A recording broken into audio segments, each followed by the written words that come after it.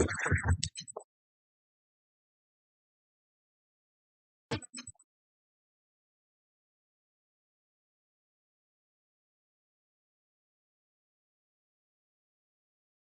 a very good evening, guys. And once again, we are back with day six of this Daily Answer Wars and Daily Answer Wars Prime initiative of Civils Daily for your answer writing practice. So, again, in the morning in the Telegram group, we had given you a question, and like we are back with the previous format only because all of you wanted this only. So, we are again trying to uncover all your answers that you posted in the Telegram group and give you the suitable feedback so that you can improve upon your answer writing skills and be an expert at answer writing.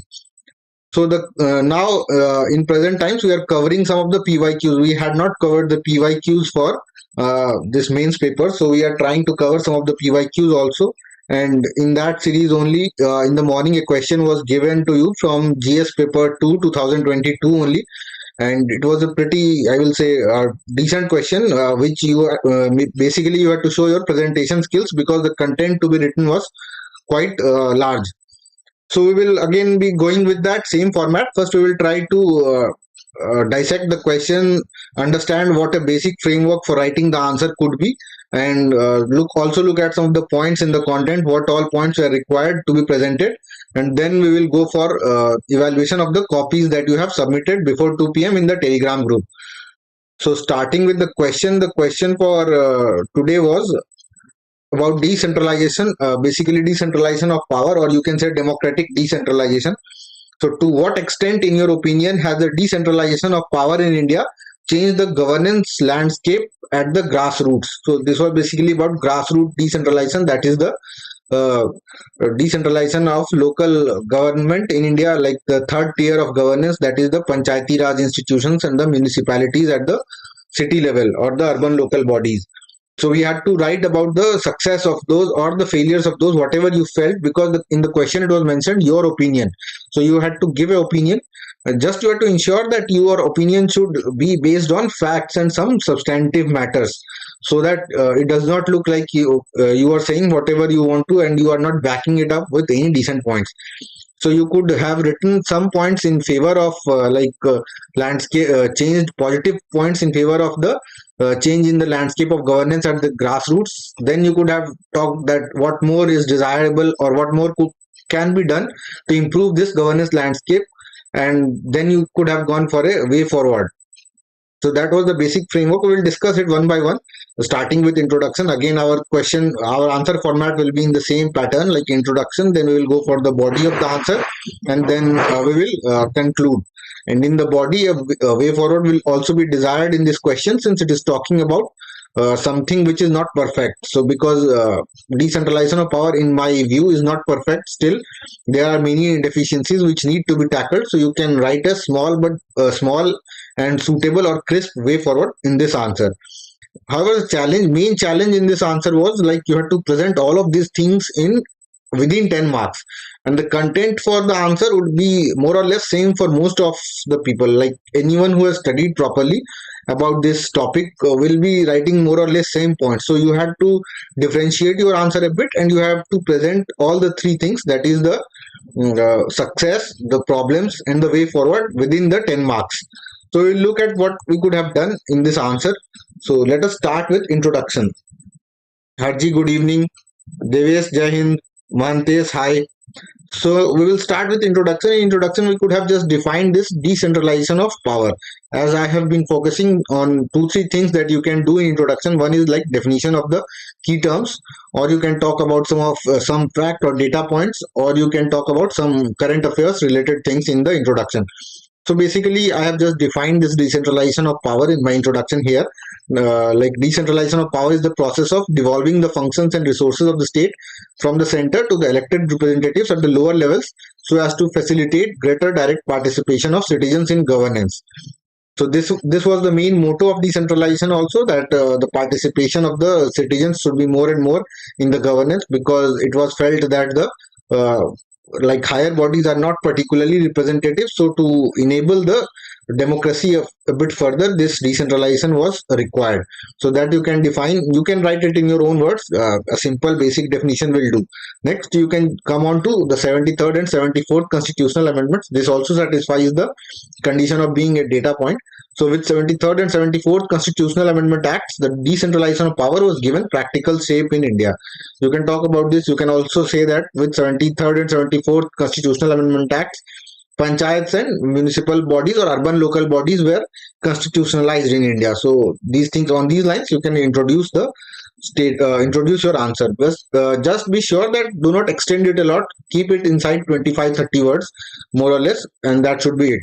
Next, we go on to talk about the role of decentralization in improving governance landscape at grassroots. So basically, these are the positive points what decentralization has done and how it has helped in improving the governance at grassroots. So you cannot just start criticizing a topic whenever it is asked. So always try to maintain a balanced stand whenever such questions or your opinion is asked in the UPSC questions. So going on that pattern only, I've tried to first mention some of the positives or the good achievements of decentralization in India. So you can start with the participation of common man in democratic process. So there are about 250,000 PRIs. It is around 260,000. So a roundabout figure will do. And urban local bodies and over 3 million elected local government representatives. So when you have so many government representatives, you can understand that the governance has reached to the common man, or the common man has stands a chance of participating in the democratic process and also getting elected. So you can talk about this. This is one of the major achievements of this decentralization of power. Also, guys, one thing I will say is that in this answer, I have written more points so that you can have a decent amount of content, or you can understand that what all points could have been written. But it was not necessary to write all of what I will discuss in this answer. If you are writing 3-4 points in each section, that is sufficient, I will say. Again, in next point, we can talk about rising women representation. Like we all know that there is a provision of reservation of 1/3 seats for women in Panchayati Raj institutions. So we can talk about that. The proportion of elected women representatives has been steadily rising since the enactment of the 73rd Amendment Act. Now, what this reservation has done, that it has also increased the representation of women in higher bodies. For example, Lok Sabha, Rajya Sabha, and other like state legislative assemblies, because the women start participating in the political process at an early stage. And a data point can also impress the examiner. So you can mention some data point like an astounding 49% of elected local representatives in states like Odisha, it has crossed 50%, are women. So I have talked about this. So to differentiate your answers, you need to mention these things if you can, like mentioning some data points or mentioning some good examples of some model villages, or you can talk about some states where this governance has been quite successful. So these things you can mention in your answer to get some extra points or differentiate your answer from the run-of-the-mill answer. Next, continuing along these lines only, I have talked about the scheduled caste and scheduled tribes. So reservation has also been provided to these sections, and this has helped in giving voice to these sections. However, if you are short of space, you can just combine these points like giving voice to the marginalized, and then you can talk about women, SC, ST, all in one point. Next, enhanced accountability of elected representatives. So Gram Sabha also provides a forum for accountability. Now, what Gram Sabha does is there is a meeting and people directly come into contact with the elected representatives. So what happens? The elected representatives also become accountable to the people. So they have to mandatorily meet the people, so they become accountable. Otherwise, in higher elections, there are pretty much chances of avoiding accountability. So Gram Sabha provides a forum for accountability that can compel an elected representative to face his constituency periodically for explanation. Next is bridge between community and government. The local bodies act as a bridge between the decision makers and the community that would have to implement such decisions. So you can talk about this because this basically the decentralization of power enables the bottom up approach. So initially, before this constitutionalization, what happened was top down decisions were taken.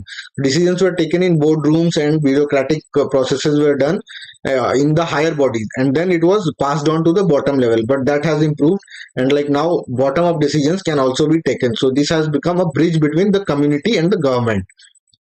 Next, I've talked about planning and development. Here, what I have done is like I've talked about a village, this Maharashtrian village of Patoda. Now, this is a very good example of how development has been enabled. So, if you can mention such examples, there you will find, if you search on the internet, you will find many such examples, or even in the news, such examples keep on coming. You just need to ensure that these points are there in your ward notes so that you can mention these points in the exam hall. So, now when talking about this village, what this village did, like it provided a lot of services and did a local voluntary taxation. For example, it provided free services like sanitary pads, hot water, clean RO drinking water, CCTV cameras. It also provided agriculture instruments on rent and all of those things, like small things, and charged a bit taxes for these services. And what it led to that this village became a development model. All of these services were provided to the local people, and they were happy enough to pay that voluntary taxation, and this all helped in improving the life standard of the people in that village. So you can talk about this when you talk about development achievements and all. Next, we can mention about the enhanced transparency. So, greater transparency in selection of beneficiaries and implementation of programs through social audit due to Gram Sabha and Panchayat. So, social audit can also help in increasing the transparency of the local bodies. So complement state government efforts. Now, in during the pandemic, you can take the example of Kerala. So what these local bodies did is that they played a crucial role in tracing, organizing health checkup camps, sanitation, social distancing messages. So this is a good example again that you can mention to differentiate your answers. Now, as I have already said that I have mentioned a lot many points, so it is not necessary to mention all of these. If you can mention three, four, and give some good examples, I think that should be sufficient for the positive effects of democratic decentralization or decentralization of power. However, the answer would be incomplete if you don't mention the issues that are there. Now, all of us know that there are many issues, especially the issue of funds, functions, and functionaries. So, you already have ready made 3 points whenever we talk about the issues in local bodies. So, when we talk about functions, we mean that all of the functions are not devolved to the local bodies. For example, states like Kerala and West Bengal have devolved as many as 26 departments, whereas several states have devolved only 3 4 functions. So that is one of the issues. You can talk about lack of development of functions. Now there is also the issue of funding. So money given to the local governments is inadequate. Like state governments don't want to partake the money, tax money to the local governments, and also the taxation powers of the local governments are limited. So they can also not raise their own funds. So that is also an issue. Insufficient funding you can mention. Next, you can talk about functionaries, that is manpower. So local governments do not have the staff to perform even basic tasks. So you can talk about this. Next is infrastructural challenges. So all of these are very common points which should strike to you when you are writing the answer. Now, when we talk about infrastructural challenges, we can talk about lack of building infrastructure, basic facilities like toilets, drinking water, electricity, and internet. So all of these things are very easy points which you could have mentioned. Now we can also talk about untimely and delayed elections. So there's a lot of politicization in the election process, and there are, in many states there is like delay to the elections, which also violates the constitutional mandate, which you can talk about. Next is the issue of Sarpanch Pati or challenges faced by women representatives. So what happens is that although the women representatives are elected due to the reservations, the real power lies in the hands of their husbands, and they are called Sarpanch Pati. So you must have seen this in also in that web series called Panchayat. In that it was shown about how the real power is in the hands of the Sarpanch Patis. So lack of leadership skills, literacy, lack of awareness, discouraging attitude of family members. These all social factors like prevent women from reaching to their full potential. So you can talk about these factors also. I've also mentioned some extra points that you could have mentioned. Again, you need not. I will repeatedly say that you need not mention all of these. Just you can just draw some diagram or try to shorten your content so that you are writing it well within the word limit or 10 mark, like 2 pages. However, if you want to diversify your answer, these points are also good. For example, parastatal bodies. Now, parastatal bodies are bodies like this: smart city, special purpose vehicle. Now, when the smart city program was launched, so the urban local bodies thought that the powers will be devolved to them so that they can develop their cities. But this did not take place, and like special purpose vehicles were formed with.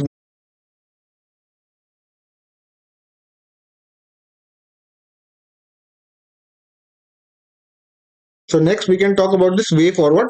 In way forward, again, 3 4 points. Hub spoke diagram or a flowchart could have done your job. You can talk about revitalization of gram sabhas. That gram sabhas and ward committees in urban areas have to revitalize to achieve the objective of people's participation in real terms. Now there was a committee called Sumit Bose Committee which recommended some steps for gram sabhas. You can mention the name of the committee. So again, to differentiate your answers a bit. Next, you can talk about strengthening organizational structure, like local government organizational structures have to be strengthened with sufficient manpower. Again, addressing the issue of functionaries. Next, we can talk about taxation, like some powers of taxation should be devolved to local bodies. And we can also mention about the grants given by finance commission that should reach to the local body so that their funding is enabled and they can perform their desired functions. Next, we can talk about social audits. So panchayat should also be encouraged to carry out local audits regularly so that finance commission grants are not delayed and properly utilized. So all of these things you can mention in way forward. Just try to keep it short and crisp. Next, we conclude. Again, in conclusion, you just needed to conclude it as crisply as possible. So I've just talked about Gandhiji's dream of village republics, which is quite famous. You can mention it.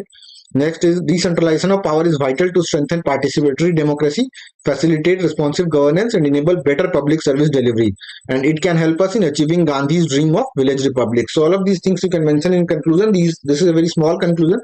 There's no need to mention a lengthy one because already you have a lot of content which you will write in this answer. So I think that was the basic framework for the answer. The main demands of this question were addressing the positive things, like what all positive things these local governments or democratic decentralization have achieved in India. Next, you had to mention some issues that prevent these things to prevent the local government to realize its full potential. Next, you had to mention a small way forward. So that these were the three demands of this question. If you have mentioned all of them, I think you will get decent enough marks to differentiate. You can use some case studies or some examples or name of some committees and all. So that is enough for differentiating your answers, and that will make your answers stand out. So next we move to the copies for today. So if you have any doubts, you can ask me in the chat box here. Good evening, Nisha. So we'll start with Nikhil's copy first of all. So governance at grassroots level was significantly changed by decentralization of powers done through 70. Oh, I think he has mentioned 93rd and 94th. So this is wrong. You can just mention 73rd and 74th, Nikhil. So please try to avoid making such factual mistakes. Changes at grassroots level, increased accountability and responsibility as this type of governance. This is fine. Constitutionalizing of local administration. This is also good.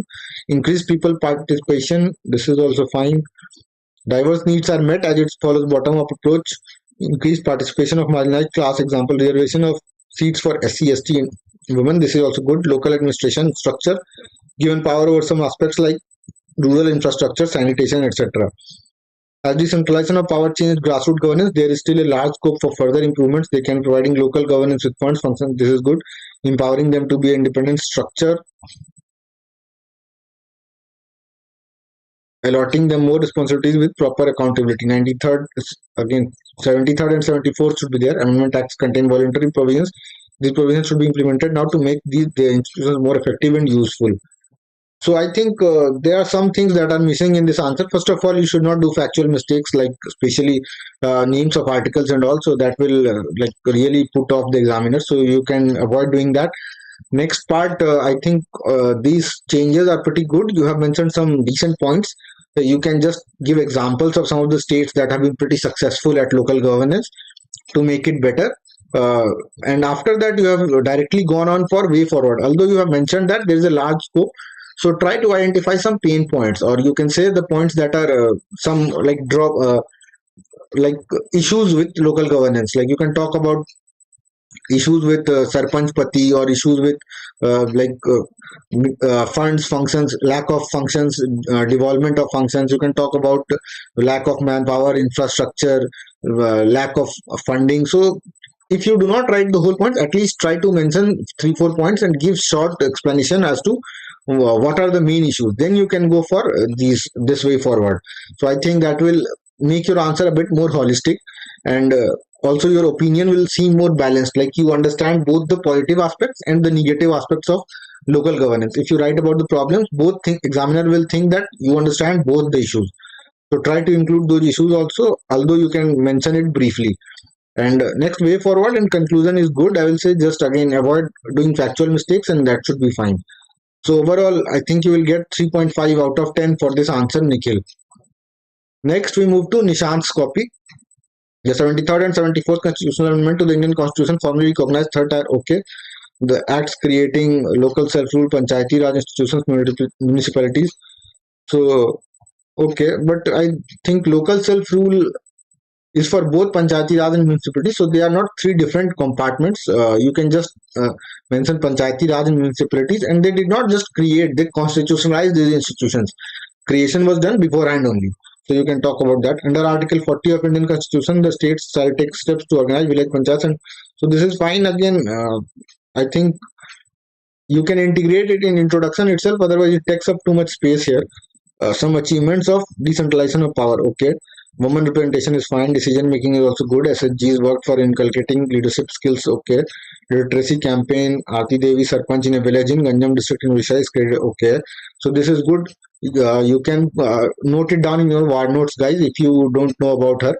Swachh Bharat Abhiyan, India became open defecation free because of ground level work by. Okay, but along with achievement there are some issues related to local body. Okay, so I think examples mentioned are good. Also you can just give some uh, broad points also. For example, you can talk about fiscal federalism, or you can talk about development in basic functions, not just what. When you just mention only the example, it makes it like pretty narrow, make the point pretty narrow. So you can make it a bit broad by talking about wholesome development first, and then go for Swachh Bharat Abhiyan as an example. So that will make it better. Overall, it is still fine. I think you have done a good job. Next, we move on to the issues. Inadequate finances is fine, and scientific distributions of functions is also okay. Overlap function, this is good. Lack of coordination, government officials do not coordinate with local representatives. No real functions. Okay, okay, fine. So this is again good.